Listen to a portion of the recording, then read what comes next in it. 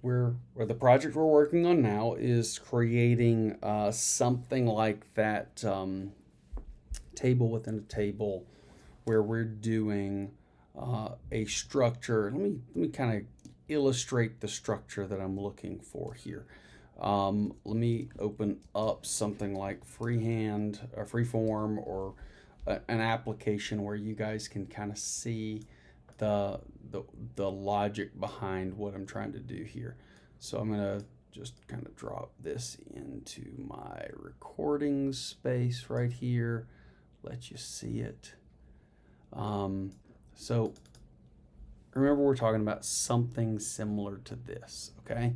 So if we zoom out a little bit, you see that this has kind of got some structure to it that works like a website, okay? So this is where I want you to go. You don't have to do this exact one. I would like for it to be somewhat more complex than just a basic table, so that you get a little bit of that undulating box here that doesn't necessarily align with all the other the other boxes. That's going to teach you how to do that table nested inside of a table, nested inside of a table.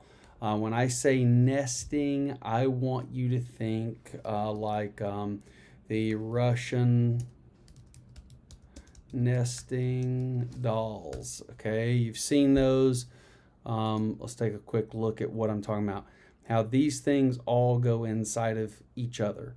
Okay, here's a good example. You've got all these dolls, and then so if you think of these as tables, you got the outer table, you got a table inside and a table inside, and then finally you get down to the smallest table component thing that's on the inside. At some point, that's a paragraph, that's text, that's an image, something like that. It's not always a table on the inside, but you're using that metaphor where they are in one inside of another to some degree.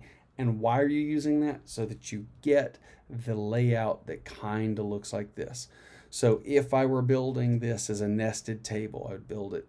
This is an outer table. I might build another table here, okay? And then I would have a table here.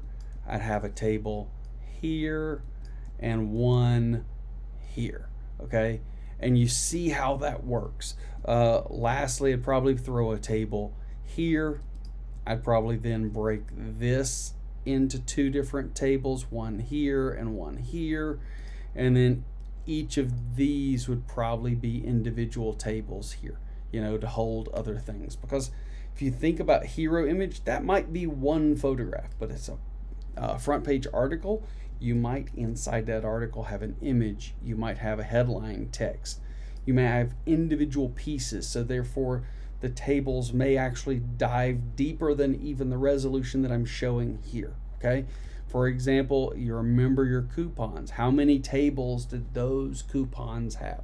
Okay, so that's the exercise that I'm going to try to walk us through here in our next video. Now remember, I've got the previous last week's video that's kind of talking a little bit about this. We're going to move forward a couple steps at a time. All right, so check back for the next video.